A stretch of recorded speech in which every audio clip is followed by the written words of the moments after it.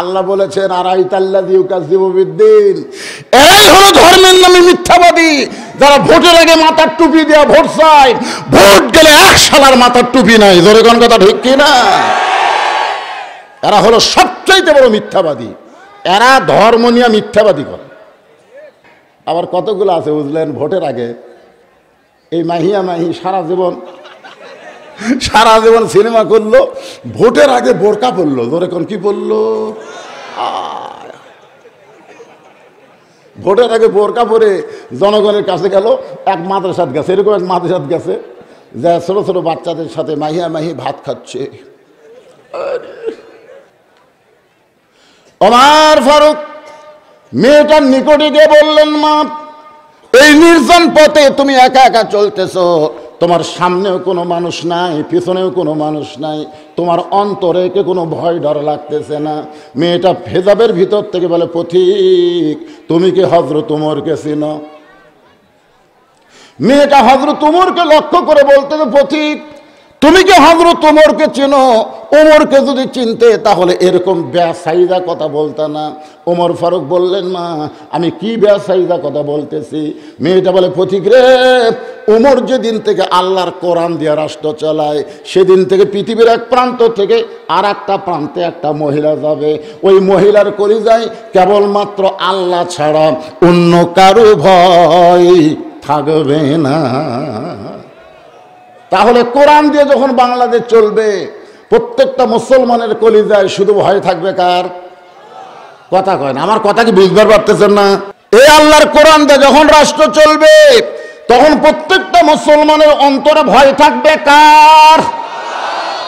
ভোটের আগে বুঝলেন, আমাদের বগুড়াতে সেই হারে ধরা শুরু হলো, সবাইকে না, যারা এই সরকারের দল বাদ দেয় অন্য দল করে, তারকে বাড়ি বাড়ি পুলিশ যা ঘোরাঘুরি শুরু করলো। ওরা বাড়ি বাদ দিয়ে আলুর বাগুড়ের মধ্যে বাঁশাড়ার তলে লুকা থাকলো। একজন আবার খুবই চালাক, ওই আবার বাঁচা থাকতে কবর বানাচ্ছে। কবর বানায়, সে কবরে খ্যার দিয়া, তার উপর কম্বল দিয়া, তার উপর ল্যাপ গাউ দিয়ে শুয়ে থাকে, আর বলে, যতই চেষ্টা কর পুলিশ, আমার ধরবার পারবি না। ওই খুব নিরাপদ মনে করে শুয়ে আছে। ইতিমধ্যে আল্লাহ তাআলা আজরাইলকে পুলিশের পোশাক দিয়ে পাঠা দিস। আজরাইল এসে বলতেছে, কে রে ভাই, খবর কি? এই গোপন জায়গায় পুলিশ কেমনে খবর পাইলা? বলে, আমি পুলিশ না ভাই, আমি হলাম আজরাইল। তখন কান্দের কয়, ভাই রে, বর্তমান বাংলাদেশে পুলিশ ধরার ভয়ে আজরাইল যে ধরবি এটা আমার মনেই নাই। আপনারা সত্যি করে বলেন তো, আপনাদের অন্তরে ভয় বেশি কার, পুলিশ ধরা না আজরাইল ধরা?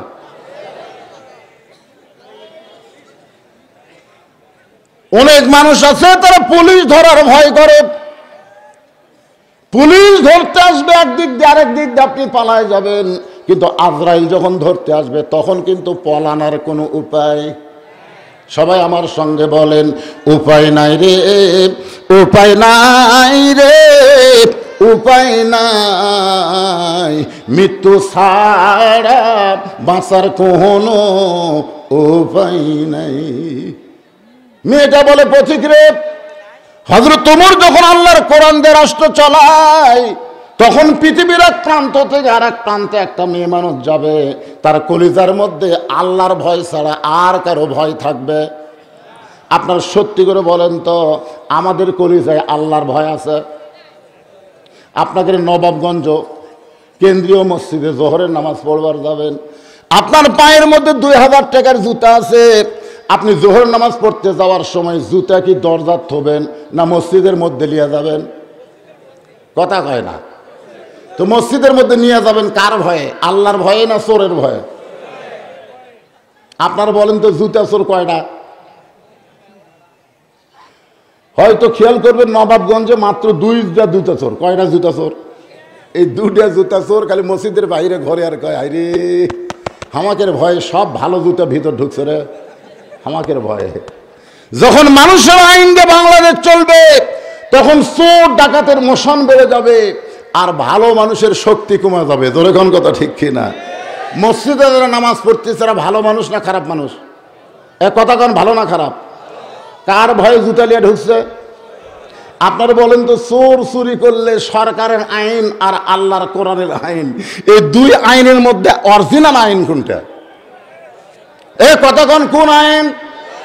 চুরি করলে চোরের হাত কাটা দাও, এই আইনটা যদি বাংলাদেশে চালু হয়, 2000 টাকার জুতা না সোনার টোপলাও যদি মসজিদের দরজায় রাখে, একটা চোর কোনোদিন ভুল করেও হাত দেবে না।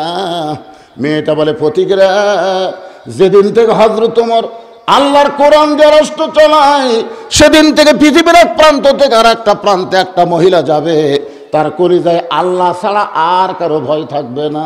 ওমর ফারুক বলতেছেন, মা তুমি যে ধীর গতিতে চলতেছ, তোমার চাল চলন দেখে মনে হয় তোমার ভিতরে কোনো দুঃখ লোকে আছে।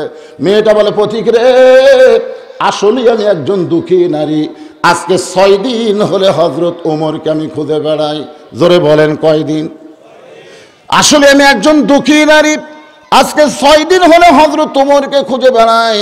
ওমর ফারুক বলতেছেন, মা তুমি যেই ওমরকে খুঁজতেছ, সেই ওমর হলো অর্ধ পৃথিবীর খলিফা। তাকে যদি পাবার চাও তাহলে বঙ্গভবনে যাও, তাকে যদি পাবার চাও গণভবনে যাও, সংসদ ভবনে যাও। এই দুই পাহাড়ের মাঝখানে তুমি ঘুরে ঘুরে ওমরকে কোনো দিন দেখতে পাবা না। মেয়েটা বলে, প্রতিক্রে তুমি জানো না, আল্লাহর কোরআন দিয়ে যখন রাষ্ট্র চলবে, তখন নেতা খোঁজা লাগবে না, নেতারাই দুঃখী মানুষকে খুঁজে বেড়াবে। কে খুঁজে বেড়াবে? নেতারাই দুঃখী মানুষকে খুঁজে বেড়াবে। আর আমাদের বাংলাদেশের নেতারা কখন খোঁজে? ভোটের আগে দেখবেন, আমার এলাকার এক নেতা ড্রাইভারকে বলছে গাড়ি থামা। তো ড্রাইভার বলে, কেন স্যার? বলে যে একটা মানুষ আসতেছে। ড্রাইভার কয়, না স্যার ওটা তো ফকির। থামা। থামাইছে, নেতা নামে সালাম দেয়, আসসালামু আলাইকুম চাচা, কেমন আছেন? ফকির খালি চারিদিকে তাকায়। নেতা বলে, চাচা কি দেখতেছেন? বলে, তুমি কাকে সালাম দিলা বাবা? আপনাকে দিলাম, কারণ ভিক্ষা করে খাই। ভোটের আগে আপনিও যা আমিও তাই। হায় রে, ভোটের আগে নেতাকে প্রত্যেক পাড়ায় পাড়ায় দেখা যায়, কিন্তু ভোট পাইয়া যখন এমপি মন্ত্রী হইয়া যায়, তখন আর নেতাকে 5 বছর খুঁজে পাওয়া যায় না। ধরে কোন কথা ঠিক কিনা? কিন্তু আল্লাহর আইনটা যখন কোরআন চলবে, দুনিয়া চলবে, তখন নেতা খোঁজা লাগবে না, নেতারাই দুঃখী মানুষকে খুঁজে বেড়াবে। আল্লাহর কোরআন দিয়ে যদি বাংলাদেশ চলে, একটা গরিব মানুষ ধনীর দরজায় যাওয়া লাগবে না, বরং ধনীরাই গরিবের দরজায় দরজায় ঘুরবে। ধনীরা টাকার ব্যাগ নিয়ে এসে বলবে, ভাই আমার শতকরা 2.5 টাকা তোর রে, 1000-এর মধ্যে 25 টাকা তোর, 1 লাখের মধ্যে 2.500 তুই নিয়ে। ভাই তুই টাকা না নিলে আমার কবরে এই টাকা বিষাক্ত সাপ হয়ে আমার সবল মারবে। ভাই কবর আযাব থেকে বাঁচার জন্য টাকা নে। গরিব বলে, মাফ কর, মাফ কর। ধনী কয়, কে রে? আর এক দরজার যায়। গরিব কয়, মাফ করো ভাই। ধনী কয়, আল্লাহ ধনী না বানা, যদি গরিব বানাতে দরজা খুলে বসে থাকতাম। এখন ফকিরের লাগাল প্রত্যেকটা গরিবের দরজা যায়, একজনও টেকা নেয় না। এখন করি কি? এভাবে 7 দিন ঘুরছে। কয়দিন? 1 ব্যাগ টাকা দিয়ে 7 দিন ঘুরে একটা গরিবও নেয়নি। ওই চলে গেছে মরুভূমির মধ্যে, যায় দেখে একজন বস্তা মাথার দিয়ে ঘুম পাড়তেছে। ব্যাগ আলা মনে করছে এটাই গরিব। আসসালামু আলাইকুম। বস্তাওয়ালা লাভ দিয়ে টাকা, আলহামদুলিল্লাহ। ব্যাগওয়ালা বলে, ভাই সালাম দিলাম, আলহামদুলিল্লাহ। কেন? বলে 1 বস্তা টেকা নিলাম, 15 দিন ঘুরতেছি রে, কোনো গরিব পাইনি রে। তোর দেখে আল্লাহ শুকর আদায় করছি, টাকার বস্তা নিলে তো ভাই। আমি ঘুরি ব্যাগ লিয়া, তুই ঘুরিস বস্তা লিয়া, তাহলে গরিব গেল কোন জায়গায়? আস্তাইনু বিসসবরি ওয়াস সালাহ। 2 জন নামাজ পড়ে আল্লাহর কাছে কাঁদতেছে। আল্লাহ বলতেছে, যেই দেশে ডাকাত ভিত্তিক অর্থনীতি শুরু হবে, সুদ ভিত্তিক অর্থনীতিকে কবর দিবে, ওই দেশে আল্লাহ তাআলা রহমত আর বরকতের দরজা খুলে দিবে। জোরে কর কথা ঠিক কিনা? আজকে আমাদের বাংলাদেশে কিসের অর্থনীতি? জাকাতের না সুদের? যে সুদের 1 টাকা খায়, রাসূল 3 বার মুখ ধরছে। যে সুদের 1 টাকা খায়, যে সুদের 1 টাকা খান।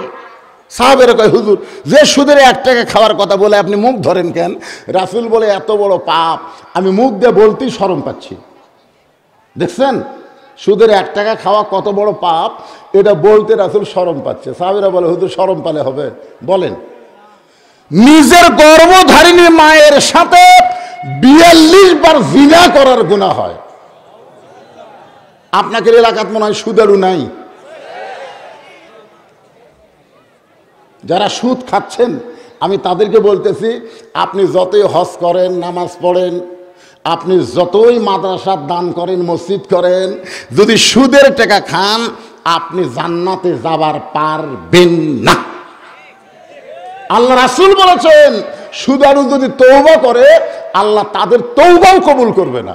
তওবা মানে কি? আল্লাহ আমি সুদ থেকে ফিরে আসলাম, আর জীবনে সুদ খাবো না, আল্লাহ কয় তাও কবুল হবে না। যাদের কাছ থেকে সুদের টাকা নিছো তাদেরকে ফেরত না দেওয়া পর্যন্ত তোমার তওবাও কবুল হবে না। পৃথিবীর মধ্যে সবচাইতে বড় পাপ হলো সুদ খাওয়া। জোরে কোন কি খাওয়া?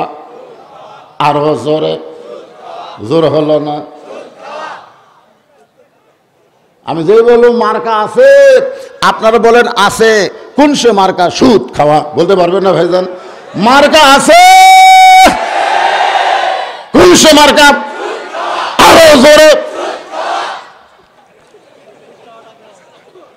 হ্যাঁ,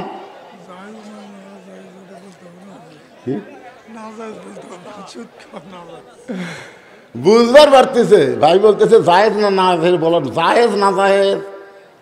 আপনার বলেন তো, বাংলাদেশের কোন পাগলাক যদি বলা হয় তোর মা বিয়ে কর, এই ঘোরো তোর পাগল কেউ যদি বলা হয় তোর মাকে বিয়ে কর, সে কোনোদিন বিয়ে করবে?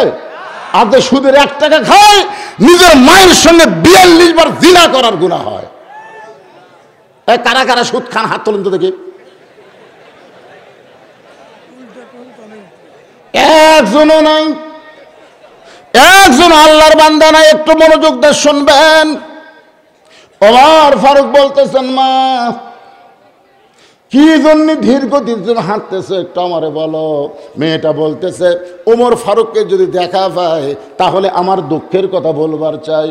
আমার ইমান বলতেছে 6 দিন হলে হযরত ওমরকে খুঁজতেছি, আর 1-8 দিনের মধ্যেই ওমরকে পাওয়া যাব।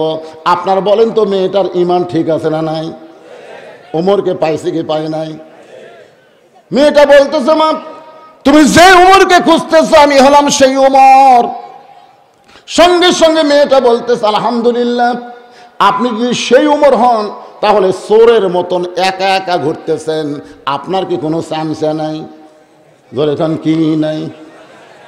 বাংলাদেশের মতন 96টা দেশের খলিফা একলা একলা ঘুরতেছে। আমাকে একটা চেয়ারম্যান পর্যন্ত চৌকিদার লিয়া ঘরে। এমপির কথা কইলামই না, মন্ত্রীর অবস্থা তো আরো। এখন বলেন 96টা দেশের রাষ্ট্রনায়ক হযরত ওমর চোরের মতন একা একা ঘুরতেছে। মেয়েটা বলতেছে, আপনার কি চামচা নাই? চামচা।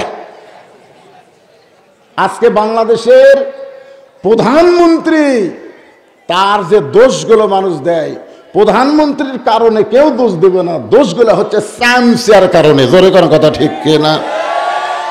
আরো জোরে বলেন, নাম কি? চামচা। জোরসে বলুন, জোর হলো না, আরো জোরে।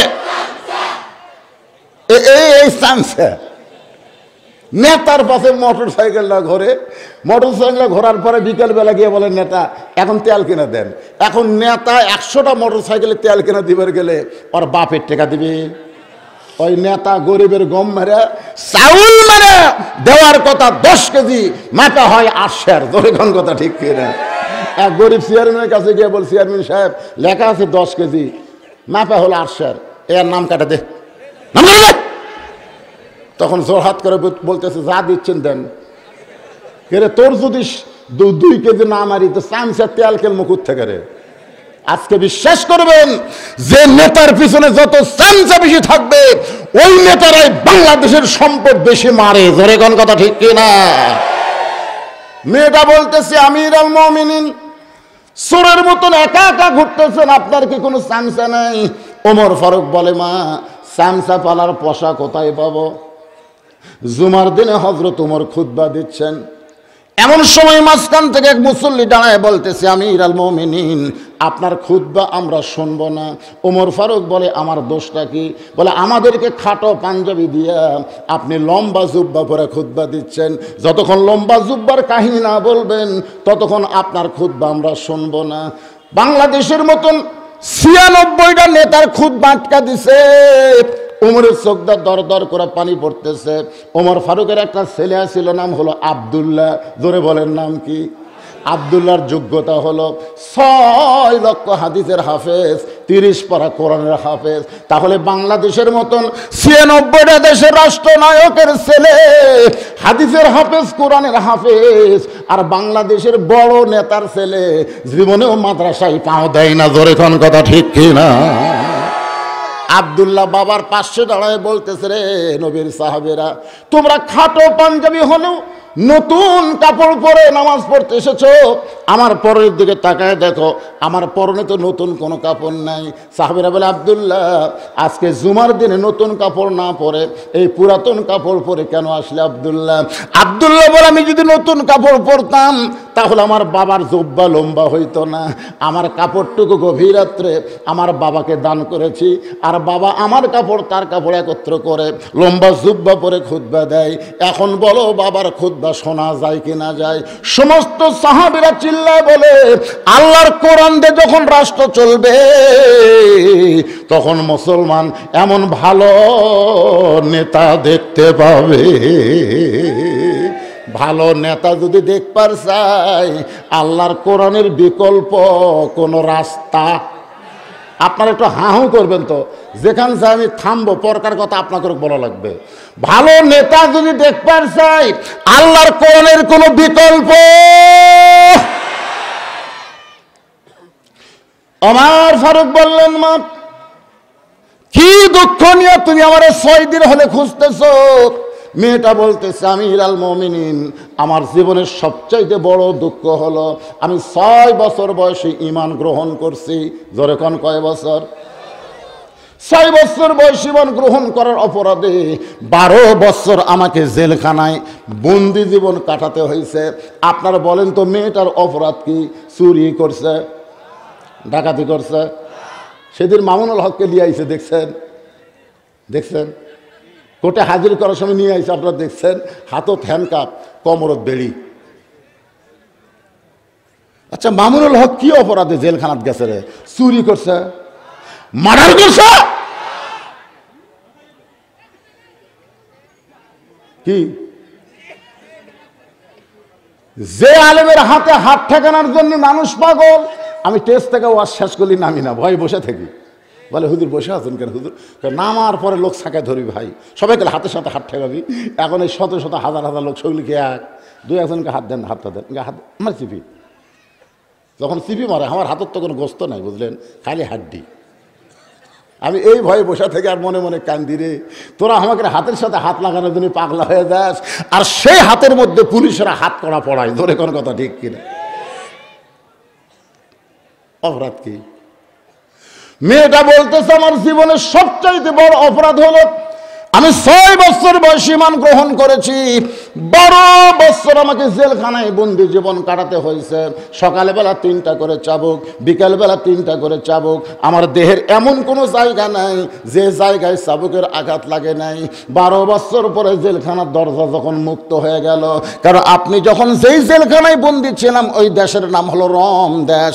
আপনি যখন রোম পারস্য দখল করলেন, ইয়া আমিরুল মুমিনিন, তখন আপনি ঘোষণা করলেন মুসলমান কোন রাষ্ট্র যখন দখল করবে ওই রাষ্ট্র তখন আল্লাহর কোরআন দিয়ে চলবে। আর আল্লাহর কোরআন দিয়ে কোনো দেশ যদি চলে, ওই দেশে জেলখানার কোনো দরকার থাকবে না। জেলখানার দরজা মুক্ত হওয়ার পরে আমি ৬ দিন হলো ২ পাহাড়ের মাঝখানে ঘুরতেছি। যদি আপনার দেখা পায় তাহলে এই দুঃখী মেয়েটা আপনার কাছে একটু আশ্রয় চায়। ওমর ফারুক মুচকি মুচকি হাসে আর বলে, মা আমি তোমাকে আশ্রয় দিবার পারবো না, তবে ইসলাম তোমাকে অধিকার দিয়েছে। সোনাল বলেন, আপনারা বলেন তো, ইসলামে নারীদের অধিকার আছে না নাই? হিজড়াদের অধিকার আছে না নাই? পুরুষের অধিকার আছে না নাই? কিন্তু আর একটা দল বাড়াচ্ছে, আর একটা দল আবার বার হচ্ছে। মানে মরদ মেয়ে হয়ে যাবি আর মেয়ে মরদ হবি। এটা হলো চতুর্থ লিঙ্গ। জোরে কোন কয় লিঙ্গ? পুরুষ হলো প্রথম লিঙ্গ, নারী হলো দ্বিতীয় লিঙ্গ, হিজড়া হলো তৃতীয় লিঙ্গ। আর এবার একটা মাল বাড়াচ্ছে, শরীফ শরীফা হবে। আমাদের বাংলাদেশ শিক্ষায় যে কোন পর্যায়ে যাচ্ছে ভাইজান, এই জন্য রাসূল বলেছেন খায়রুকুম মান তাআল্লামাল কুরআন ওয়া আল্লামা। একটাই শিক্ষা দুনিয়াতে, যে শিক্ষার নাম হলো আল্লাহর কোরআন। জোরে কোন কথা ঠিক কি না? ওই ব্যক্তি হলো সবচাইতে সম্মানী এবং দামি, যে আল্লাহর কোরআন শিখেছে এবং অপরকে কোরআনের শিক্ষা দেয়। একটু মনোযোগ দিয়ে শুনবেন। ইসলামী মেয়েদের অধিকার আছে না নাই? ওমর ফারুক বললেন, মা আমি তোমাকে আশ্রয় দিবার পারবো না, ইসলাম তোমাকে অধিকার দিয়েছে।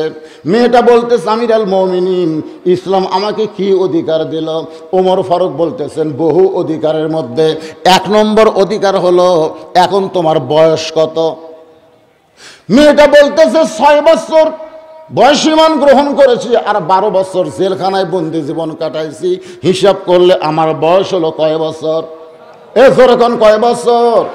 ওমর ফারুক বললেন, 18 বছরের একজন যৌবনা নারীর জন্য ইসলামের 1 নম্বর অধিকার হলো ভালো একটা ছেলের সঙ্গে বিয়া বসা।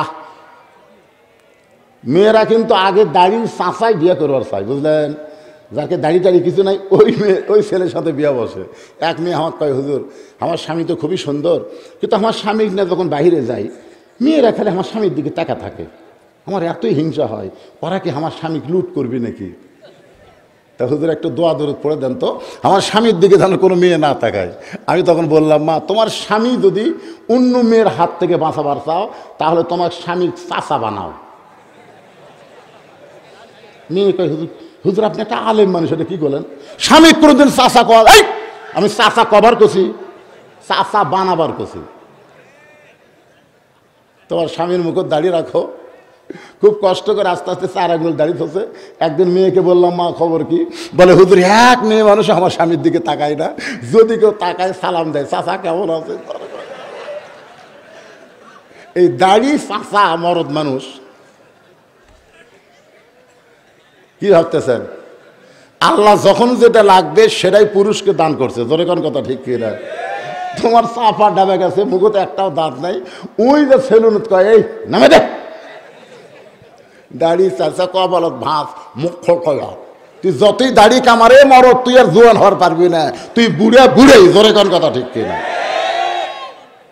মনে কষ্ট নিয়েন না, একটু শোনেন। একটা ভালো ছেলের সঙ্গে তোমার বিয়ে বসার অধিকার আছে। উমর ফারুক কিন্তু বলে নাই একটা সুন্দর ছেলের সঙ্গে তোমার বিয়ে বসার অধিকার আছে, এটা কিন্তু বলে নাই। বলেছে একটা ভালো ছেলে, যেই ছেলে মহারণা নগদ দিবে, ডিমান্ড নিবে না।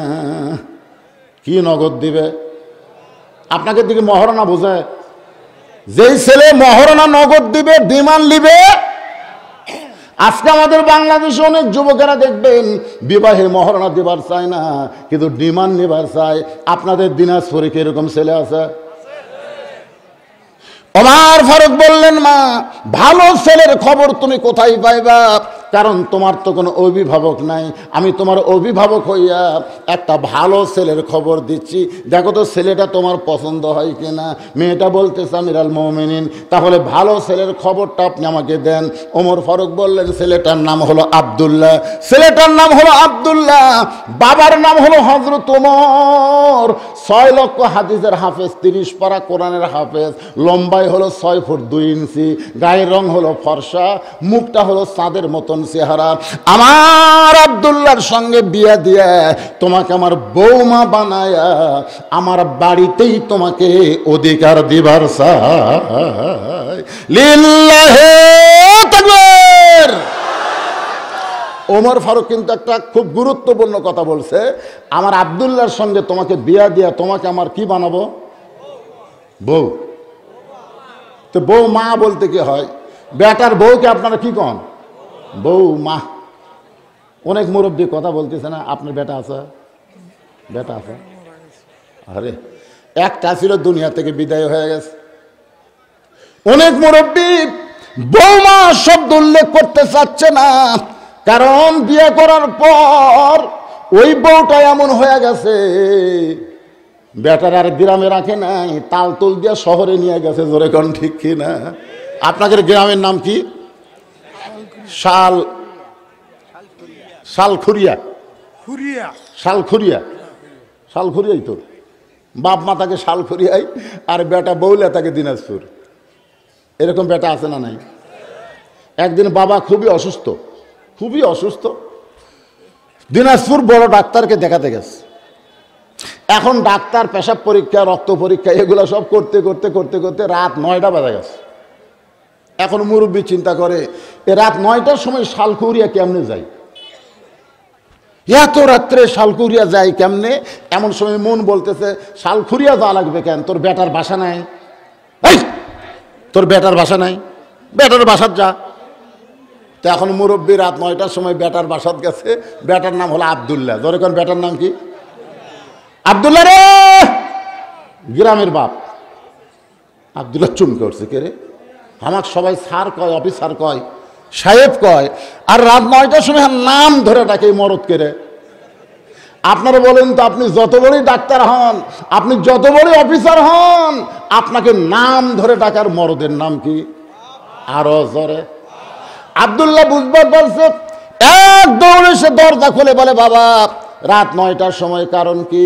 বলে ডাক্তার দেখাইতে দেখাইতে হয়েছে, এত রাত্রে বাড়িতে কেমনে যায়, এই জন্য তোর বাসাত আজকে রাত একটু থাকবার চাই। আব্দুল্লাহ বাবার হাত ধরে নিয়ে রেস্টরুমে বসায় দিস। রেস্টরুমে বসায় বলতেছে, বাবা একটু ধৈর্য ধরেন, বাবা একটু ধৈর্য ধরেন। বাবার একটু ধৈর্যের ওয়াজ করে আব্দুল্লাহ আস্তে আস্তে বইয়ের ঘরত গেছে। যা বইয়ের কাছে এতিমের মতন দাঁড়ায় বলতেছে, ম্যাডাম কে গো? বউ কথা কয় না। আমার আব্বা আছে গো। আপনার আব্বা আছে, কি করবো?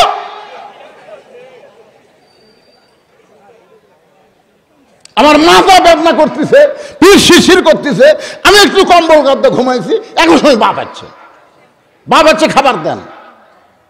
এমন করে বউ চিল্লা উঠছে। আব্দুল্লাহ ভয়ে ভয়ে বাবার কাছে আইছে। বাপ কয়, কে রে বেটা, তুই কি মনে করছিস আমি না খাইছি? আমাকে একটু থাকার জায়গা দে, আমার একটু থাকার জায়গা দে। এখন আব্দুল্লাহ বলতেছে, বাবা আপনি কি খাবেন না? বলে, আমার খাওয়া হয়ে গেছে, এত রাত্রে বাড়ি যাবার পারবো না, এই জন্য একটু থাকার জায়গা দে। বাবা না খাইয়া 9টার সময় ঘুমাইছে। রাত 11টার সময় আব্দুল্লাহর শালা বইয়ের ভাইকে আপনাদের এলাকায় কি কয়? 11টার সময় শালা এসে ডাকতেছে, শেফালি আপা। আব্দুল্লাহর বইয়ের নাম হলো শেফালি আপা। কম্বল ফেলে দিয়ে মারছে লাভ। আব্দুল্লাহ কয়, কে রে? কম্বল আছে, বউ নাই। বউ দৌড়ে গিয়ে দরজা খুলে বলতেছে, ভাই এত রাত্রে? বলে, ক্রাম বোর্ড খেলতে খেলতে রাত হয়ে গেছে আপা, একটু ঘুমাবার চাই। বলে, কিসের ঘুম রে? আগে খাওয়া দাওয়া তারপরে ঘুম। ভাই বলতেছে, আপা এত রাত্রে খাওয়া লাগবে না। বলে, তুই না খায় শুইলে আমার ঘুম ধরবে না। ভাত গরম, মাছ গরম, তরকারি গরম, সব গরম করে ভাইয়ের সামনে ড্রেসিং টেবিলে দেয়। বউ খালি বারবার বলতেছে, বোন খালি বারবার ভাইকে বলতেছে, আর এক টুকরা খা ভাই, আর এক টুকরা খা ভাই। এমন সময় আব্দুল্লাহ ঘরের মধ্যে থেকে বের হয়েছে। বের হয়ে তাকায় দেখে 5 তরকারি গরম ভাত, শালার মাথায় বইয়ের হাত। কয় তরকারি? 5 তরকারি গরম ভাত, শালার মাথায় আর বইয়ের হাত। খা ভাই, আরে এক টুকরা খা ভাই। আব্দুল্লাহর কলিজার মধ্যে আগুন ধরে গেছে। আব্দুল্লাহ আস্তে আস্তে বাবা যেই ঘরে ঘুমায়, ওই ঘরে জানলার কাছে 0 বাল্বের আলোতে বাবার শুকনা মুখটা দেখতে পায়। আব্দুল্লাহ একবার বাবার দিকে তাকায়, আর একদিকে শালার মুখের দিকে তাকায়, খালি সমানি মারতেছে। আব্দুল্লাহর চোখটা দরদর করে পানি পড়তেছে। তোমার মাজা বেদনা, পিঠ শিরশির করে। আমার বাবা আইলে তুমি কম্বল থেকে উঠলে না, আর ভাইয়ের সামনে 5 তরকারি গরম ভাত, আমার কি করার কিছুই নাই। এমন সময় আল্লাহর কোরআন সামনে এসে বলতেছে, ওয়াকাযা রাব্বুকা আল্লাহ তা'বুদু ইল্লা ইয়াহু ওয়া বিল ওয়ালিদাইনি ইহসানা। আব্দুল্লাহ রে, ওই বউ মরে গেলে তুই বউ পাবি, এই বাপ মরলে কিন্তু তুই তুই বাপ পাবি না। আল্লাহর ইবাদতের পর তোর 2 নম্বর দায়িত্ব হলো বাপ মার প্রতি ইহসান করা, দয়া করা, ভক্তি করা। আব্দুল্লাহ রে, যেই বাবা নিজে না খাইয়া তোরে লেখাপড়া করাইছে, যেই বাবা মাটির বিছনায় শুয়ে থাকা তোকে ডাক্তার বানাইছে, তোকে স্যার বানাইছে, আজকে সেই বাবা না খাইয়া ঘুম পাড়তেছে, আর তোর শালার সামনে 5 তরকারি গরম ভাত, লিয়াবলুয়াকুম আইয়ুকুম আহসানু আমালা। আমি আল্লাহ আজকে তোকে পরীক্ষা করব, তোর কাছে বাপ বড় না বউ বড়? বাপ বড় না বউ বড়? আব্দুল্লাহ বলতেছে কোরআন শরীফ। খালি চুমা খায়া তুলে হবি না তো, কোরআন কি বলতেছে সেটা করা লাগবে, জোরে কোন ঠিক কিনা? আব্দুল্লাহ বলতেছে যে আইন চলতেছে ভাই রে, বউয়ের নির্যাতন সহ্য করা যাবে কিন্তু বউকে কিছু করা যাবে না। বিবেক বলতেছে করা যাবে জাগা মতো। তোর বউ যে খাড়া হয়ে তোর শালাক খিলাচ্ছে না, পিছন দিকে তাকে দেখ উঁচা হয়ে আছে, ওই উঁচার উপরে বিসমিল্লাহ করে একটা বাড়ি মারবো, একটা হজের সব পাবো। 2টা বাড়ি মারলে 2টা হজের সব। ওই কোনোদিন কাপড় খুলে পুলিশও কথা কাবার পারবি না। জোরে কোন কথা ঠিক কিনা? জাগা মতো মাররে পাগলা, ওয়াজ করে এক জায়গায় মারলে হবে? আব্দুল্লাহ চোখ বন্ধ করে চিন্তা করে, দেখি তো মারার মতন বাড়িতে কি আছে। চোখ বন্ধ করে খুঁজে দেখে উটি বলা একটা বেলান আছে, যে উটি বলে না, উটি বলা বেলুন হাতে নিয়ে আব্দুল্লাহ ধীরে ধীরে বউয়ের পিছনে গেছে। বউ খালি ভাইকে বলতেছে আর এক টুকরা খা ভাই, তুই না খাইলে আমার কলিজার শান্তি নাই। শালা বলে মা আপা আর আমি খাবো না, আর দেওয়া লাগবে না। বোন বলে আর এক টুকরা খাওয়াই।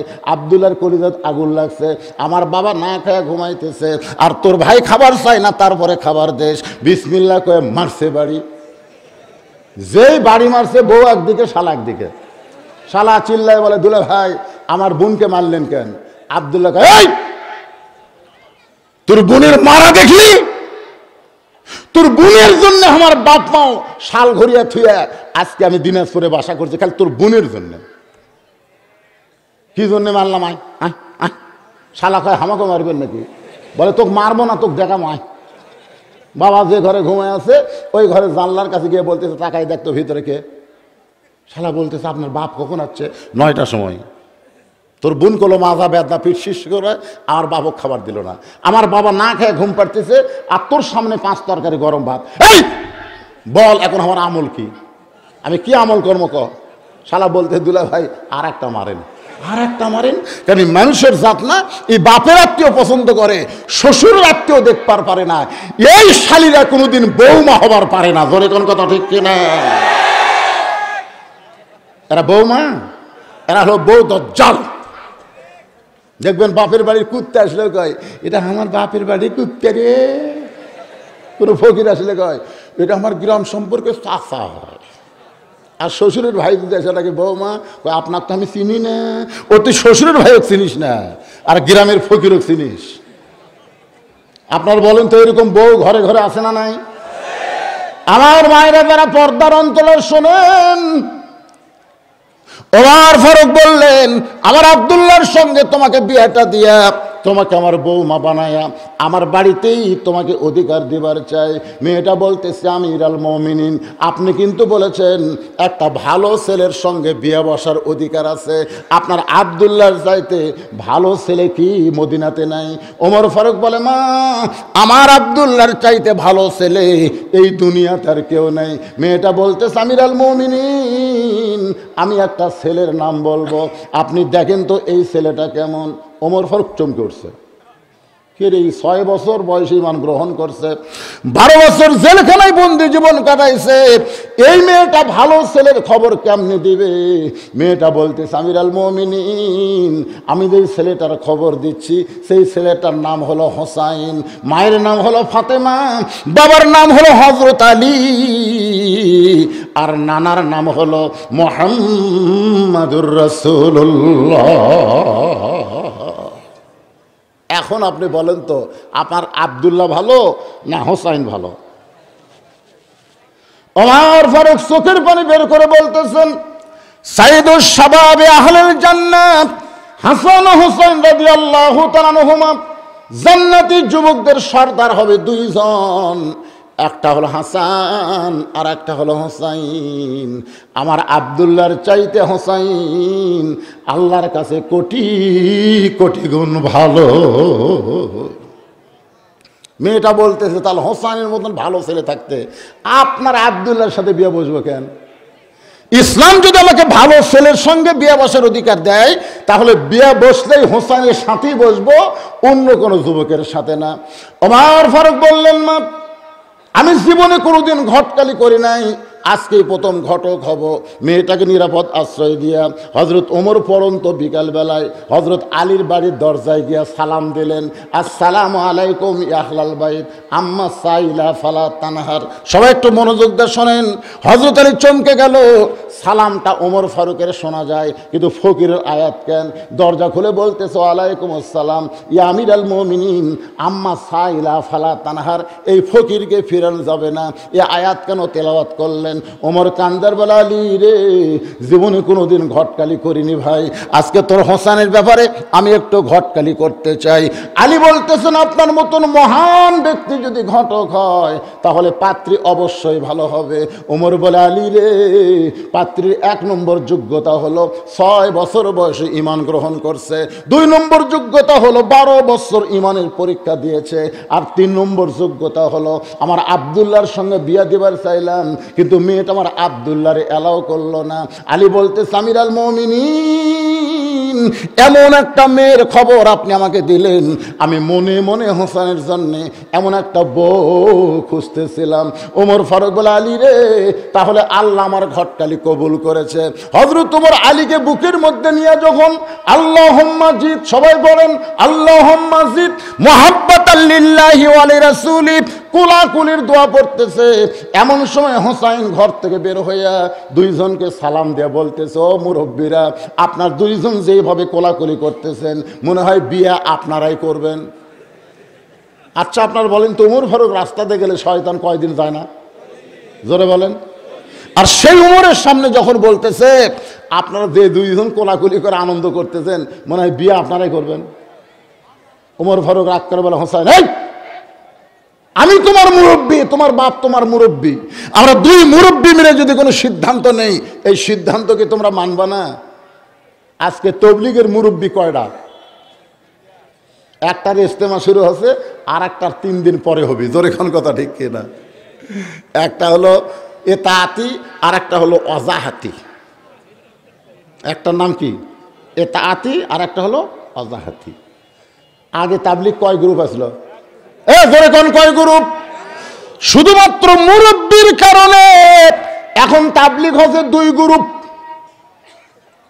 হোসাইন বলতেছে আপনার 2 জন আমার মুরব্বী, আমি সম্মান করি কিন্তু আসল মুরব্বী হিসাবে আমি একজনকেই শুধু মানি, সেই মুরব্বী হলেন আমার নানা। আমার নানা ছাড়া এই দুনিয়ায় কাউকে মানা যাবে না। এই জন্য আল্লাহ বলেছেন, কুল হে রাসূল আপনি বলেন, ইন কুনতুম তুহিব্বুনাল্লাহ ফাত্তাবিউনি ইউহিব্বুকুমুল্লাহ। কেউ যদি আল্লাহকে পাওয়ার চায় আপনি নবী ছাড়া আল্লাহ পাওয়ার কোনো উপায়। সবাই আমার সঙ্গে বিরক্ত হচ্ছেন আপনারা? তাহলে একটু জবান খুলে বলেন, উপায় নাই রে, উপায় নাই রে, উপায় নাই নবী বিনে আল্লাহ পাওয়ার উপায় নাই। আমাদের মুরব্বী কয়টা? কাদরিয়া, চিশতিয়া, নকশবন্দিয়া, মুজাদ্দিদিয়া। এক এক তরিকার এক এক রকম জিকির ভাই। আয় রে, আপনারা বলেন তো তরিকা কয়টা? আতিউল্লাহ ওয়া আতিউর রাসূল, আল্লাহর আনুগত্য করো, নবীর তরিকা মোতাবেক চলো। এত তরিকা বানানোর কোন হুকুম আল্লাহ কাউকে দেয়নি। এই এত তরিকা কিসের? হোসাইন বলতেছে আপনার 2 জন আমার মুরব্বী, আমি সম্মান করি কিন্তু আসল মুরব্বী হিসাবে আমার নানাকেই শুধু মানি। আমার নানা ছাড়া নির্ভেজাল কাউকে মানা যাবে, একজনকেই মানতে হবে, তিনি হলেন আমার নানা, আমাদের নবী। ওমর ফারুক বলে, হোসাইন তুমি কি বুঝাবার চাও? হোসেন বলতেছে, তাহলে শোনেন, কয়েকদিন আগে আমি স্বপ্নে দেখলাম আমার নানা ঘরের মধ্যে আরাম করতেছে। আমি হোসেনকে বললাম, নানু ভাই আমি একটু ঘরের মধ্যে ঢুকবার চাই। আমার নানা বলতেছে আমি এখন জান্নাতে আরাম করতেছি, আমি দরজা খুলবার পারবো না। আমি হোসেন চমকে গেলাম, ভাঙ্গা ঘরের মধ্য থেকে নানা কথা বলতেছে, আর নানা কয় জান্নাতে আরাম করতেছি। আমি কি করব? দরজা বন্ধ, আমার করণীয় হলো আমি জানলার পাশে গিয়ে তাকায় দেখি আমার নানি উরাতকে বালিশ বানায় দিছে, সেই বালিশে নানা মাথা দিয়ে শুয়ে আছে। আমি রাগ করে বললাম, নানু ভাই নানির উরাতকে বালিশ বানিয়ে শুয়ে থাকলে কি জান্নাতে থাকা যায়? আল্লাহ নবী বলে, হোসাইন তুই ছোট্ট মানুষ, তুই বুঝবি না, তোর নানির মতন বউ যদি কেউ ঘরে পায় ওই ঘরটা আল্লাহর জান্নাত হয়ে যায়। আমি তখন থেকে সিদ্ধান্ত নিয়েছি, বিয়ে যদি করা লাগে নানার মতো একটা বিয়ে কর্ম। দৌড়ে গিয়ে বাবার বুড়া আঙ্গুল ধরে বলতেছে, বাবা আপনি সত্যি করে বলেন তো আমার মা আপনার কেমন বউ, বলেন। হয়তো আলীর চোখ দিয়ে দর দর করে পানি পড়তেছে। হোসেন বলে, কান্দেন কেন? আপনি ভালো বউ পাচ্ছেন, আমার নানা ভালো বউ পাচ্ছে, আপনারা কি চান না যে আমি একটা ভালো বিয়ে করি? কারণ ভাবিয়া করিও কাজ, করিয়া ভাবিও না। আজকে অধিকাংশ পুরুষ বইয়ের কারণে জাহান্নামে যাবে। 99% জন মরদ মানুষ এই বইয়ের কারণে জাহান্নামে যাবে। এ কথা বল না কেন রে, কথা বল না কেন? আমার নানা যেমন বিয়ে করছে, আমার বাবা যেমন বিয়ে করছে, আমি তেমন একটা মেয়েকে বিয়ে করতে চাই যে বউটা ঘরের মধ্যে আসলে আমার ভাঙ্গা ঘর জান্নাত হয়ে যাবে। ওমর ফারুক বলে, হোসাইন আমি যে মেয়ের ঘটকালি করতেছি এই মেয়েটাকে বিয়ে কর বাবা, তোর ভাঙ্গা ঘর আল্লাহ জান্নাত বানাই দিবে। হোসেন বলতেছে, আপনার কথা মতো আমি মেয়েকে বিয়ে করব না। ওমর ফারুক বলে, বাবা তাহলে কি করবা?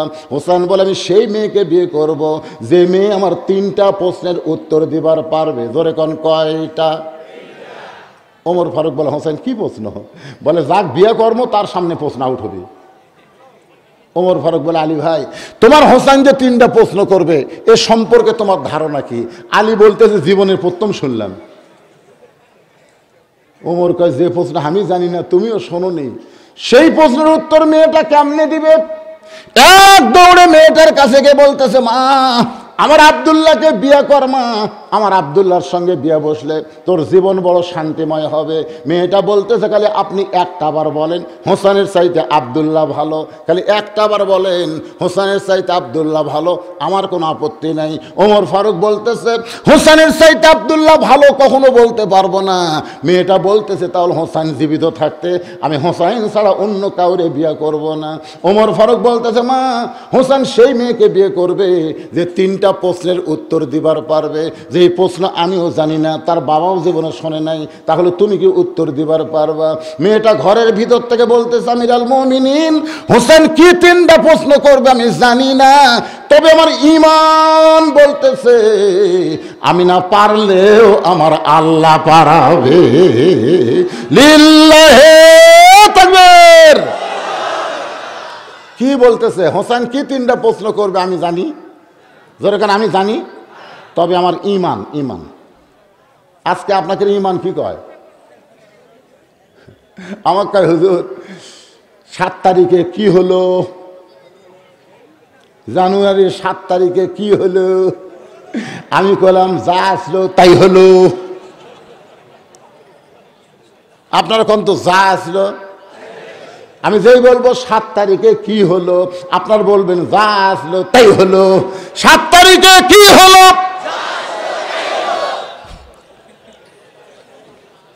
একজন বলতে তো, হুজুর যতই ওয়াজ করেন, যতই অ্যাঙ্গেল মারেন, হুজুর হবি না। আমি তখন বললাম, শোনো 5 তলায় একজন, কয় তলায়? 5 তলায় একজন 1.5 লাখ টাকার খাট আর 12,000 টাকার কম্বল গাওয়ার দিয়ে রাত 9টার সময় বলতেছে, আমার বাড়ি আমার ঘর আমাক নামাই কে? আমার বাড়ি আমার ঘর আমাক নামাই কে রে? এই কথা বলে ঘুমাইছে। 2 কান্দের 2 ফেরেশতা আল্লাহর কাছে রিপোর্ট পেশ করছে, আল্লাহ ই যে কইল আমার বাড়ি আমার ঘর আমাক নামাই কে, এর কান্দর তো আমরা থাকবার চাচ্ছি না আল্লাহ। আল্লাহ বলতেছে 3টা পর্যন্ত থাক। কয়টা পর্যন্ত? 3টা পর্যন্ত থাক, দেখা যাক তো কিছু হয় কিনা। রাত 3টার সময় একটা ভূমিকম্প, জোরে কোন কি কম্প? যেই ভূমিকম্প আছে মাত্র 40 সেকেন্ডের ভূমিকম্প, এই 40 সেকেন্ডের মধ্যে এত ফোর্সে নামছে, কম্বলের মধ্যে লুঙ্গি খুলে আছে সেটাও পড়ার টাইম পাইনি। ফেরেশতা কয় আল্লাহ নামাইলা, তাই বলে ন্যাংটা করে নামাইলা। আল্লাহ বলতেছে জনগণ যখন পারবি না তখন আমার নামান ভালো হবি না, ন্যাংটা হয়ে নামা লাগবে। তোর এখন কথা ঠিক আপনাকে ইমান কি কয়?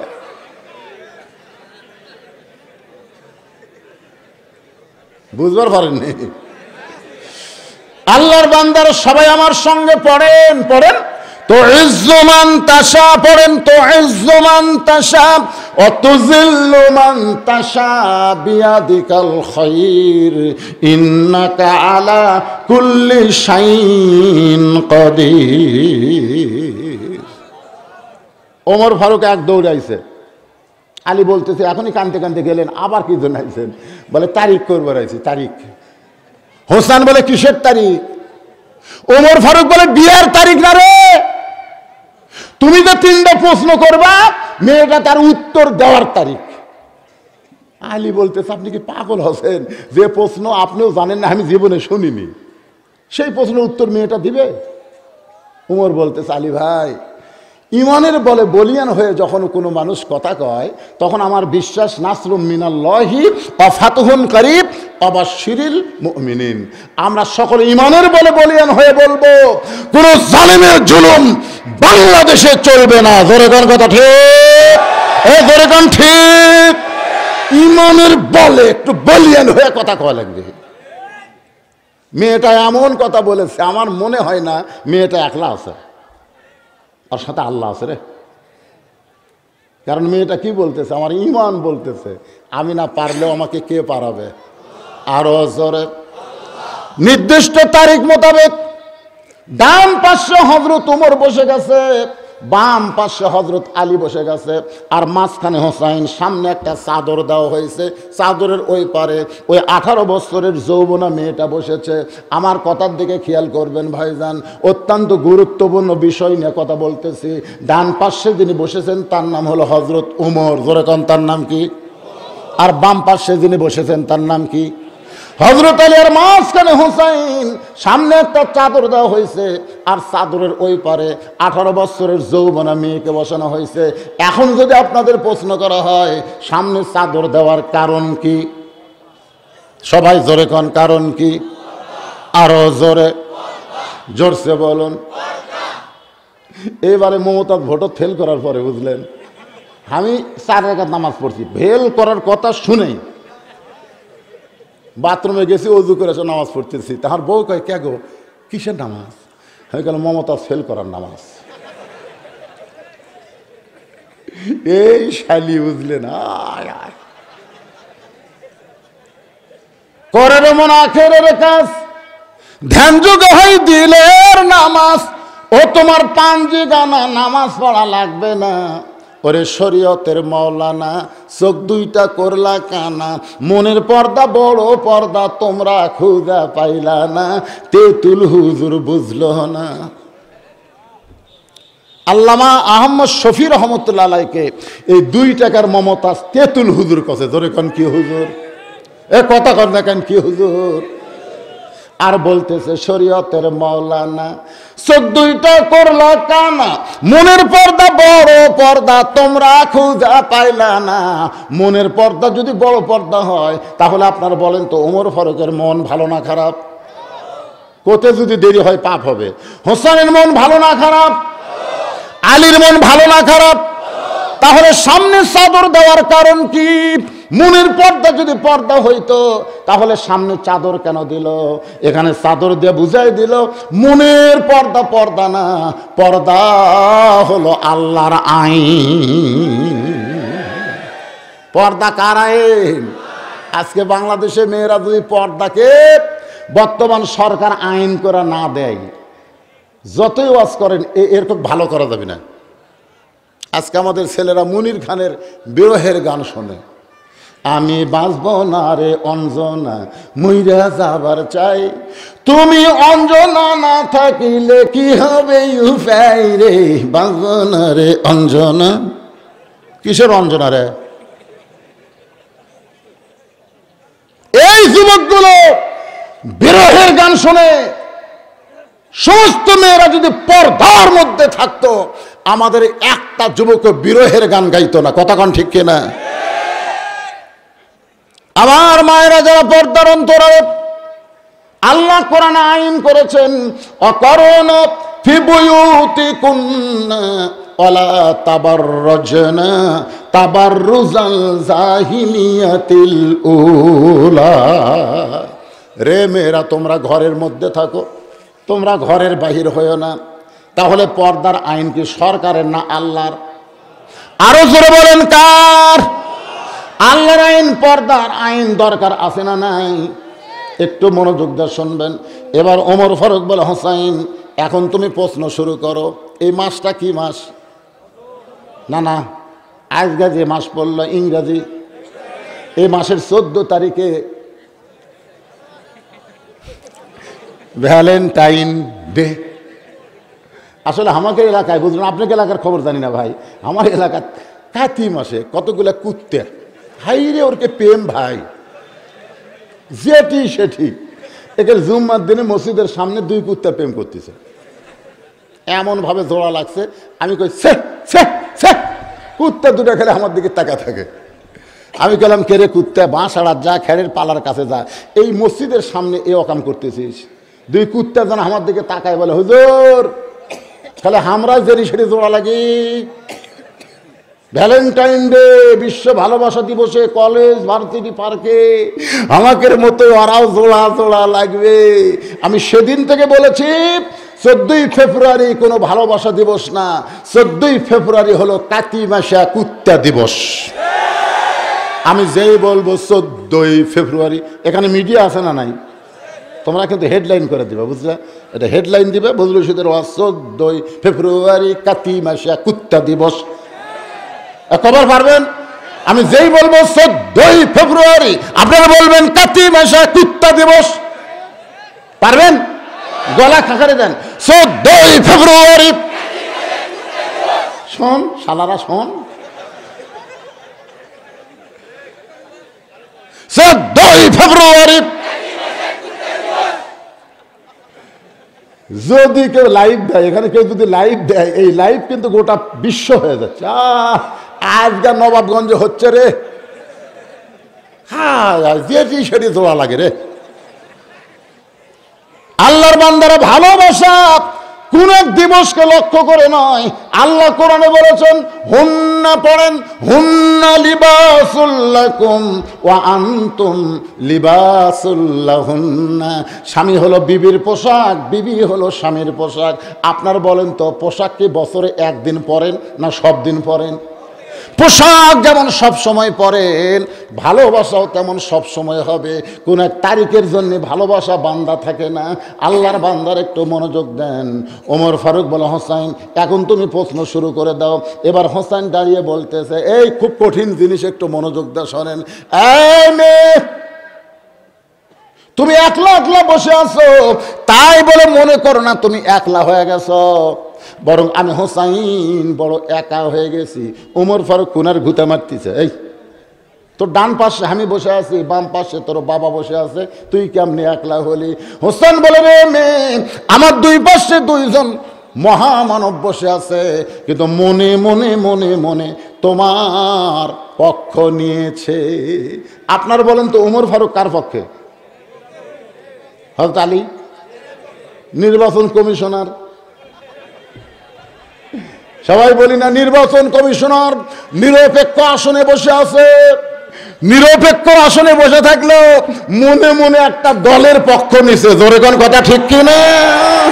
এই জন্য কখনো 13, কখনো 12, কখনো 22, এক লাফে 40। আয় আয়, আপনার বলেন তো, ওমর ফারুক কি নিরপেক্ষ? আলী কি নিরপেক্ষ? মনে মনে একটার পক্ষে। স্বয়ং আল্লাহ নিরপেক্ষ নয়। আমি কোরআনের এই আয়াতটা যেদিন পড়লাম, সেদিন দেখলাম আল্লাহ তো নিরপেক্ষ নয় রে। আল্লাহ বলেছেন, পড়বো আয়াতটা, পড়বো। ওয়ামাইয়াবতাগি গায়রাল ইসলাম দীনান ফালাই ইউকবালা মিনহু, ইসলাম ছাড়া অন্য কোনো ধর্ম কেউ যদি গ্রহণ করে আমি আল্লাহ বলতেছি ওই ধর্ম কবুল করা হবে না। এই কথার দ্বারা আল্লাহ বুঝাইলো আল্লাহ কেবলমাত্র শুধুমাত্র মুসলমানের পক্ষে। ওমর ফারুক বলে, হোসাইন এখন প্রশ্ন শুরু করো। এবার হোসেন বলে, রে মেয়ে, তিনটা প্রশ্নের মধ্যে 1 নম্বর প্রশ্ন হলো আমার মাকে তুমি জানো? আমার মাকে তুমি জানো? আলী চমকে উঠছে, কে রে? আমি ছেলের কাছে বসে আছি আর ছেলে বাপের কথা না কয় মায়ের কথা কয়। আমি তখন বিয়ে করছি, বুঝলেন? তখন কাজী সাহেব আমার কইল, আপনার বাপের নাম কি? আমি বাপের নাম লিখে দিলাম, আমার বিয়ে হয়ে গেল। বাড়িতে আসার পরে আমার মা আমাকে কইল, কে বাবা বিয়ে কেমনে হলো? বলে, একটা কাগজে আব্বার নাম লিখে দিলাম, বিয়ে হয়ে গেল। মা আমার সেই কান্দন। মা কান্দেন কেন? এই তোর বাপ তোর জন্য কি করছে রে? তুই তোর বাপের নাম লিখে দিলি, আমার নাম? আচ্ছা, আপনার নাম তো চাইনি, আমি লেখবো কেমনে? আসলে 1991 সালে খালি বাপের নাম দেব আল্লাহ ওমরকে নবী বানায় দিত। সেই ওমর যদি পরপুরুষ হয় তাহলে মুরিদের বইয়ের কাছে পীর কোন পুরুষ? না, মুরিদের বইয়ের কাছে পীর সাহেব কি পুরুষ? আপনারা খুব খেয়াল করবেন 3টা জিনিস। জোরে এখন কয় জিনিস? এখানে ডাক্তার আছিল নাই? আপনারা খেয়াল করে দেখবেন বাংলাদেশে কোনো ডাক্তারের বইয়ের সিজার লাগে না। ডাক্তার তার সন্তানকে নরমালে, কারণ সিজার করলে মায়েরও ক্ষতি বাপেরও ক্ষতি, এই জন্য ডাক্তারের বইয়ের সিজার লাগে না। 2 নম্বর হলো মৌলবীর বাড়িতে কোনোদিন মিলাদ হয় না। আমরা যারা মৌলবী পরের বাড়িতে পড়াই, নিজের বাড়িতে হয় না।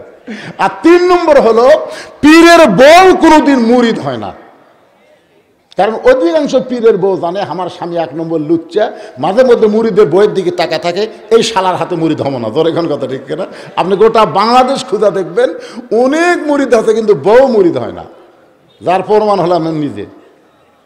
38 বছর ওয়াজ করতেছি, এখন পর্যন্ত আমার বউ কোনোদিন হুজুর কয়নি।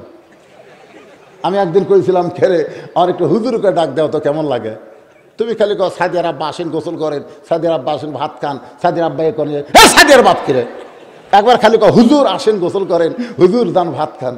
বউ খালি হাসে, হাসো কেন? বলে জনগণ আপনাকে চিনে না তাই হুজুর কয়, কিন্তু আমি তো মাল ডাক চিনি। হুজুর হওয়া এত সহজ নয়। বইয়ের কাছে পীর হওয়া, বইয়ের কাছে হুজুর হওয়া কত বড় কঠিন। কিন্তু সর্বপ্রথম নবীর হাতে যিনি কলমা পড়েছেন তিনি আর কেউ না, তিনি হলেন নবীর বিবি খাদিজা। সুবহানাল্লাহ কবেন না? এই জন্য কোনো হুজুর ধরা চলবি, কোনো হুজুর ধরা চলবি, কোনো পীর ধরা চলবি? ধরবার যদি চান নবীকে ধরেন। লাকাদ কানা লাকুম ফি রাসূলিল্লাহি উসওয়াতুন হাসানা। আলী বলতেছেন, মা চোখের ভুরু জোড়া তুমি কেমনে বলো? বাম গালে একটা তিল ছিল তুমি কেমনে বললে? থুতুনির তলে লাল একটা দাগ তুমি কেমনে বললা? মেয়েটা বলে, মুরব্বী, ওই রোমের জেলখানার মধ্যে যখন আমি বন্দি ছিলাম, শেরদিল কারারক্ষী আমাকে সকালবেলা 3টা চাবুক মারত, বিকালবেলা 3টা চাবুক মারত। এক সময় চাবুকের আঘাতে আঘাতে আমি বেহুশ হয়ে পড়ে গেলাম। ওই বেহুশ অবস্থায় আমি স্বপ্নে দেখতে পাই আমার শিওরের পাশে একটা নূরের পুতুলি বসে বসে কাঁদতেছে। আমি কইলাম, কে গো আপনি? জান্নাতের হুরি না বেহেশতের পরি? সঙ্গে সঙ্গে আমার মাথায় হাত দেয়, বলে, মা আমি জান্নাতের হুরিও না বেহেশতের পরিও না, আমি হলাম জগৎ বিখ্যাত মা ফাতেমা। ওই জান্নাতুল বাকি থেকে জেলখানার মধ্যে এসে তোমাকে একটু সান্ত্বনা দিয়ে গেলাম। মেয়েটা বলে, হোসাইন, আমি তখন তাকায় দেখি আপনার মায়ের চোখের ভুরু জোড়া দেখতে পাই, থুতুনির তলে লাল একটা দাগ দেখেছি, বাম গালে কালো একটা তিল দেখতে পাই। সঙ্গে সঙ্গে হোসেন বলে, রে মেয়ে, 1 নম্বর প্রশ্নের উত্তর যেমন আশা করেছিলাম তার চাইতেও তুমি 100 গুণ সুন্দর দিয়েছ। ওমর ফারুক বলতেছে, আলী ভাই, আমার ঘটকালে আল্লাহ কবুল করছে। হোসেন বলতেছে, কেবল 33 পাশে 33, 99 না পাইলে আমি ওই মেয়েকে বিয়ে করব না, কারণ 3টা প্রশ্নের উত্তর দিলে করব বিয়া, নসেব বিয়া করব। ওমর ফারুক বলে, হোসেন, তাহলে 2 নম্বর প্রশ্ন করো। এবার হোসেন বলে, রে মেয়ে, আমার 2 নম্বর প্রশ্ন হলো, 6 বছর বয়সে তুমি ঈমান কেমনে পাইলা? যে ঈমান গ্রহণ করার কারণে 12 বছর তোমাকে জেলখানায় বন্দি জীবন কাটাতে হয়েছে। আমার প্রশ্ন হলো, 6 বছর বয়সে তুমি ঈমান কেমনে পাইলা? ওমর ফারুক চুম করছে। ওমর ফারুক চুম করার কারণ হলো, এই প্রশ্ন তো আমারই করার কথা। 2 পাহাড়ের মাঝখানে মেয়েটার সঙ্গে যখন আমার দেখা হলো, তখন আমারই তো প্রশ্ন করা দরকার ছিল, 6 বছর বয়স ঈমান কেমনে পাইলা? যেই প্রশ্ন আমি ওমর করতে পারি নাই, সেই প্রশ্ন হোসাইন করেছে। জোরে কোন সুবহানাল্লাহ। মেয়েটা বলে, হোসাইন, 6 বছর বয়স ঈমান কেমনে পাইলাম? যদি শুনতে চান তাহলে শোনেন। আমি এই দুনিয়ার সাধারণ ঘরের মেয়ে না, আমার দাদা হলো রোম সম্রাট কাইসার। আমার দাদা রোম সম্রাট কাইসার একদিন পরন্ত বিকাল বেলায় আমার কাছে গিয়ে বলে, দাদু ভাই, আজকে রোমের রাজ দরবারে খেলা হবে, তুই কি খেলা দেখতে যাবি? আমি 6 বছরের ছোট্ট মেয়ে, খেলা দেখার জন্য দাদার সঙ্গে রাজ দরবারে আসলাম। আমার দাদার সিংহাসনের পাশে ছোট্ট একটা চেয়ার বানায় রাখছে, ওই চেয়ারে আমি বসেই বললাম, দাদু ভাই, খেলা দেখার কথা বলে নিয়ে আসলেন, খেলাটা কোন জায়গায়? আমার দাদা বলে, ওই যে তাকায় দেখ। মেয়েটা বলে, হোসেন রে, আমি তাকায় দেখি একটা মানুষের চোখ কালো কাপড় দিয়ে বাঁধা রাখছে, ওই মানুষের 2টা হাত কালো রশি দিয়ে বাঁধা, ওই মানুষের 2টা পা লোহার শেকল দিয়ে আটকায় রাখছে। আমি বললাম, দাদু ভাই, খেলা দেখার কথা বলে আপনি আমাকে যা দেখাচ্ছেন, আমি একটা মানুষকে দেখতে পাই। আমার দাদা আমার মুখটা ধরে বলে, পাগলি রে, ওটা মানুষ না রে, ওইটা মানুষ না, ওইটা হইল মুসলমান। আমার দাদা বলতেছে, ওইটা মানুষ না রে, ওইটা মানুষ না, ওইটা হলো মুসলমান। পৃথিবীর ইহুদি খ্রিস্টান হিন্দুরা এরা কিন্তু মুসলমানদেরকে মানুষ মনে করে না। মানুষ যদি মনে করত তাহলে বাবরি মসজিদ ভাঙ্গা মন্দির বানাবার পারত না। জোরে কোন কথা ঠিক কিনা? অনেকে বলে না, অনেকে বলে ভারত আমাদেরকে স্বাধীনতার সময় সাহায্য করেছে, যার কারণে আমরা বাংলাদেশ পাইছি। ভারত তোমাদেরকে সাহায্য করার কারণ হলো বাংলাদেশকে অঙ্গরাজ্য বানাবার চাই, ওরা ভারতের পণ্য বাংলাদেশে বেচা খায়। জোরে কোন কথা কন না কেন? ভারত আমাকে স্বাধীনতা দিছে, কচু দিছে, কচু। গোটা বাংলাদেশের সবচাইতে বড় শত্রুর নাম হলো ভারত। জোরে কোন কথা ঠিক কিনা? আমি যেই বলবো মার্কা আছে, আপনারা বলবেন আছে। কোন সে মার্কা? ভারত। বলতে পারবেন না? মার্কা আছে। কোন সে মার্কা? বাংলাদেশের সবচাইতে বড় শত্রুর নাম কি? আরো জোরে জোরসে বলুন। এই শালারা সবচাইতে বড় শত্রু। আমি ভারতের সম্পূর্ণ যত পণ্য ভারতের বাংলাদেশে আছে, আমি আজ থেকে সম্পূর্ণ পণ্যকে বয়কট করে দিলাম। আপনারা পারবেন? এ ভারতের কি কেনা খান দেয় শালারা। ও আজকালই আমাকে ভারতের ভিসা দিবি না, দেখ না তা কি আছে। ভারতে ওয়াজ আমি করলাম না, বাংলাদেশের আনাচে কানাচে ওয়াজ করবো, এইটাই মিডিয়ার মাধ্যমে ভারতের যাবি। তোর এখন কথা ঠিক কিনা ভাইরে? হ্যাঁ, কি কথা রে বাড়ি। একটু মনোযোগ দিয়ে শুনবেন। আল্লাহর বান্দারা, ওই ছোট্ট মেয়ে বলে, দাদু ভাই, ওই মুসলমানকে নিয়ে আপনি কি খেলবেন? আমার দাদা বলতেছে, হোসেন রে, 6 বছর বয়স ঈমান কেমনে পাইলাম শোনেন।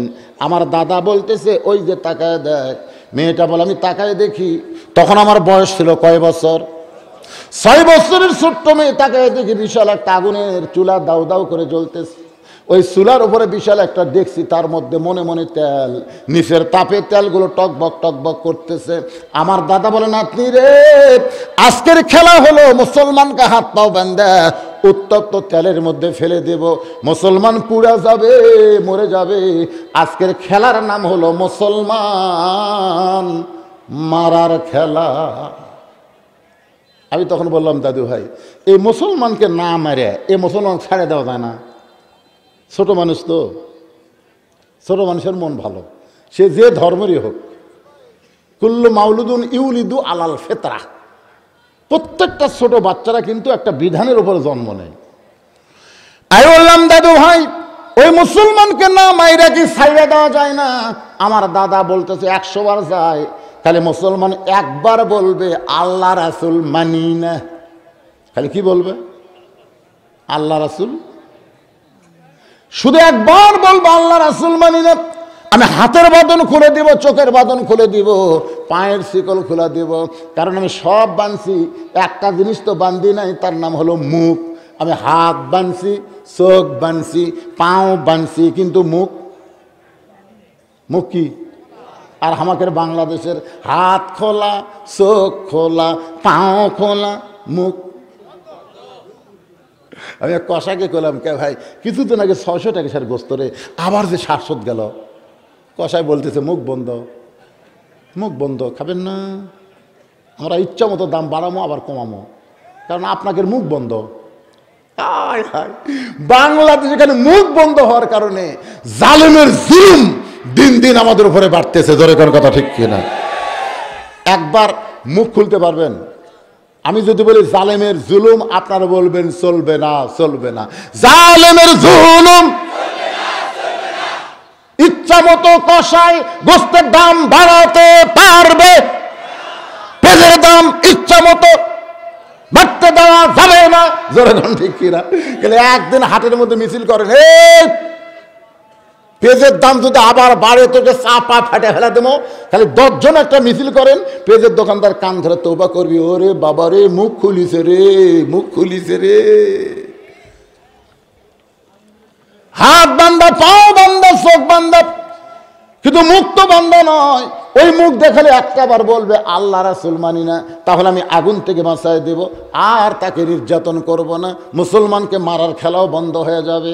আমি তখন ছোট্ট মেয়েটা বলে হোসাইন, আমি মুসলমানের কাছে গিয়ে বললাম, মুসলমান দাও দাও করে আগুন জ্বলতেছে, টকবক করে তেলগুলো ফুটতেছে।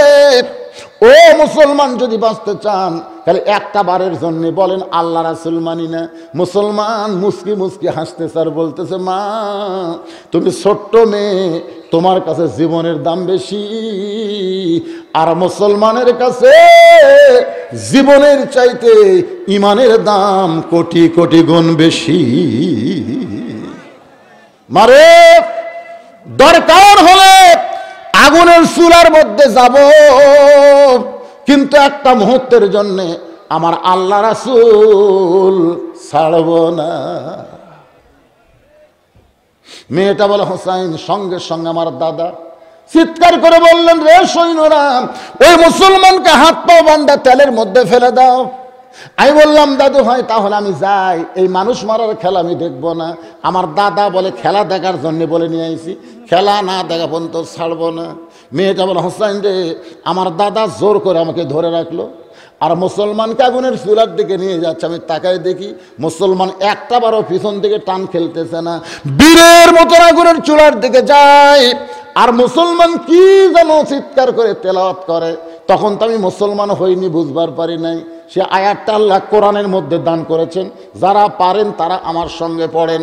ওয়ালা তাকুলু লিমান ইউকতালু ফি সাবিলিল্লাহি আমওয়াতুন বাল আহইয়া ওয়ালাকিন লা তাশউরুন।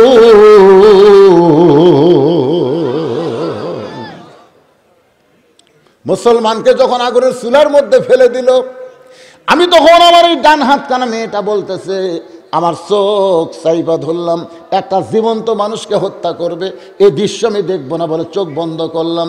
যেই চোখ বন্ধ করেছে এমন সময় মধুর একটা বাণী আমার কানের মধ্যে ঢুকলো। সেই বাণীটা হলো লা ইলাহা ইল্লাল্লাহু মুহাম্মাদুর। মেয়েটা বলা, হোসাইন এই বাণীটা আমার কানের মধ্যে যায়, আমার কলিজার মধ্যে ঢুকে গেল। আমি তখন দেখতে পাই, যদিও আমার চোখের ওপর হাত, তারপর আমি দেখতে পাই ওই মুসলমানের খাঁচা, দেহ নামক খাঁচাটা উত্তপ্ত তেলের মধ্যে পড়লো। আর খাঁচার ভিতরে যে পাখিটা আছে, এই পাখিটা কে যেন ধরে সবুজ রঙের একটা বাগানে উড়াল দেয়। আমি দেখলাম কি পড়লো, তেলের মধ্যে কি পড়ছে, এ কথা বোঝেন না কেন? কি পড়ছে? খাঁচা। কিন্তু খাঁচার মধ্যে যে পাখিটা, ওই পাখিটা কিন্তু তেলের মধ্যে পড়লো না, ওই পাখিটা কে যেন ধরে সাইডা দিল, সবুজ রঙের একটা বাগানে চলে গেল। আমি এক দৌড় দিলাম মায়ের কাছে, আমার মাকে গিয়ে বললাম, মা লা ইলাহা ইল্লাল্লাহ মুহাম্মদ রাসূলুল্লাহ। আমার মা বলতেছে এইটা মুসলমানের কলমা। তুই কোথায় পাইলি রে? এই কলমা যদি তোর দাদা তোর বাপ শোনে তাহলে তোকে হত্যা করবে। আমি তখন বললাম, মা এ কলমাওয়ালারা কোনোদিন মরে না, নিজের চোখে দেখছি মা। খাঁচা পড়ছে উত্তপ্ত তেলের মধ্যে, পাখিটা উড়ে গেল সবুজ রঙের বাগানে। আমি এক দৌড়ে দাদার কাছে আসলাম। রাজ দরবারের সাথে আমার দাদা মিছিল করতেছে, মুসলমান পুড়িয়া শেষ হয়ে গেছে, মুসলমান পুড়িয়া শেষ হয়ে গেছে। আমি তখন বললাম, দাদু ভাই কানার ভাগ্যে ধন মিলে না। সবাই বলেন কানার ভাগ্যে। সামনে পড়ে আছে সোনা, সামনে পড়ে আছে সোনা, কানা দেখতে পাই না, মাটি মনে করে ফাইলা দেয়, হাতে তুলে নেই না, কানার ভাগ্যে ধন মিলে না। আমার দাদা কয়, এই ছোট্ট মানুষ কি গান করছে? আমি বললাম, দাদা আপনার কিসের আনন্দ করতেছেন? বলে মুসলমান মরে গেছে, পুড়ে গেছে তাই। মুসলমান পড়েনি না দাদা, মুসলমানের খাঁচা পুড়তেছে আর মুসলমানের পাখি এখন জান্নাতে ঘুরে বেড়ায়। আমার দাদা কয়, কে রে তুই আমার নাতনি হয়ে এই মরা মুসলমানের গীত গাচ্ছিস?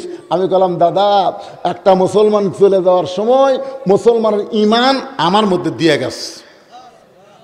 আমার দাদা কয়, এটা কি জাত রে? এই জাত তো মরে না, একজন মরে আর 10 জন জন্মায়। জোরে কোন কথা ঠিক কিনা? মেয়েটা বলে, হোসাইন 6 বছর বয়সে এমন ভাবে ইমান নামক মহামূল্যবান নিয়ামত খান আমি পেয়ে গেলাম। হোসেন বলে, রে মেয়ে, আমার 2 নম্বর প্রশ্নের উত্তর যেমন আশা করেছিলাম তার চাইতে 1000 গুণ তুমি সুন্দর দিয়েছ। ওমর ফারুক বলে, আলী ভাই আমার ঘটকালে আল্লাহ কবুল করছে। হোসেন বলে, এত সহজ না, কেবল 66 পাশে। ধরে কোন কত পাশে? 99 না পাইলে আমি বিয়া করব না। ওমর ফারুক বলে, হোসাইন তাহলে এখন 3 নম্বর প্রশ্ন করো। হোসেন মেয়েটাকে 3 নম্বর প্রশ্ন করবে, মেয়েটা উত্তর দিবার পারবে কি পারবে না, তারপরে বিয়ে শাদী হবে। আমরা এ পর্যন্ত যা শুনলাম, আরও যদি 10 মিনিট 20 মিনিট লাগে আমাকে আপত্তি আছে? আমার তো মনেই হচ্ছে না রাত 12:30 বাজতেছে। এই 2-1টা সিজার করা ছাড়া, এ তো সিজার করা এলো সব সিজার করা, বুঝছেন? যারা উঠে দৌড়ে করবি, এই বাচ্চারা হলো সিজার করা। জোরে এখন কি করা? আপনি সিজার করা বোঝেন? যখন ওই জন্ম হওয়ার বয়স হয়নি, আরো 2 দিন পরে ওই জন্ম নিবি, এমনি জন্ম নিবি, কিন্তু পেট কাটাক বার করে যায় দেখে ঘুমের মধ্যে আছে। এখন ডাক্তারে কয় এত ঘুমই ভাঙেনি, কি করা যায়? তখন পেটের মধ্যে বার করে আর পাও ধরে এইরকম একটা ঘুরেন দেয়, তখন ওই ঘুরেন খেয়ে করে একটা কান্দন দেয়। এই যে মাথার ঝাঁকি খায়, এই ঝাঁকি খাওয়ার কারণে এরা মোবাইল ছাড়া ভাত খায় না, এরা কোনো জায়গা স্থির হয়ে বসে থাকা পারে না। এই যে দেখতেছেন, টুইর মধ্যে দেখতেছেন না, এরা কিন্তু সিজার করা নয়, এরা হচ্ছে টাইনা বার করা। আমার দাদি আমার কাছে, ভাই তোর টাইনা বার করবার যায় তোর মাথা লম্বা হয়ে গেছিল রে, পরে আমার মাথা থাবড়া আমার গোল করছে। জানেন, আমরা হলাম টাইনা বার করা মাল, আর এরা হলো কাটিয়া বার করা। এই যে কয়টা দৌড়াদৌড়ি করতেছে শালা হলো কাটিয়া বার করা। ধরে এখন কি বার করা?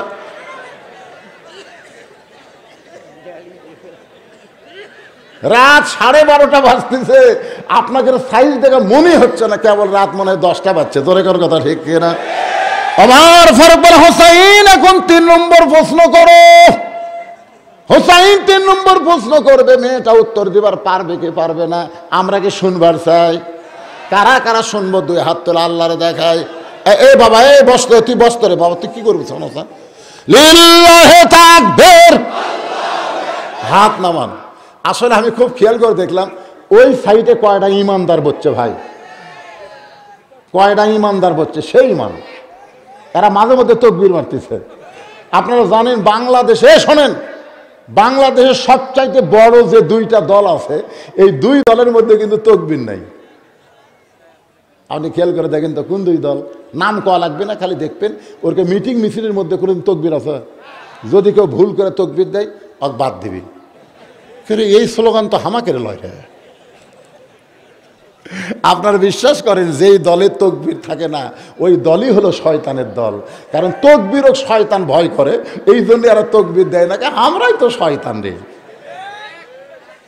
আপনারা কি শয়তানের দল? তো ওরা কোন কোন করে তকবীর দেয়, আপনারা দেন না কে? একটা সাটিয়া মারি তো দেখি, গলা খাঁকরে দেন,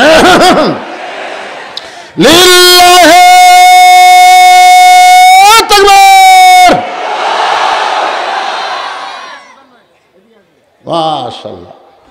3 নম্বর প্রশ্নের উত্তর একটু পরে আপনাদের সামনে তুলে ধরতেছি ভাইজান। তারাক দিয়া এ মাদ্রাসায় 100টা কোরআন শরীফ দান করা লাগবে।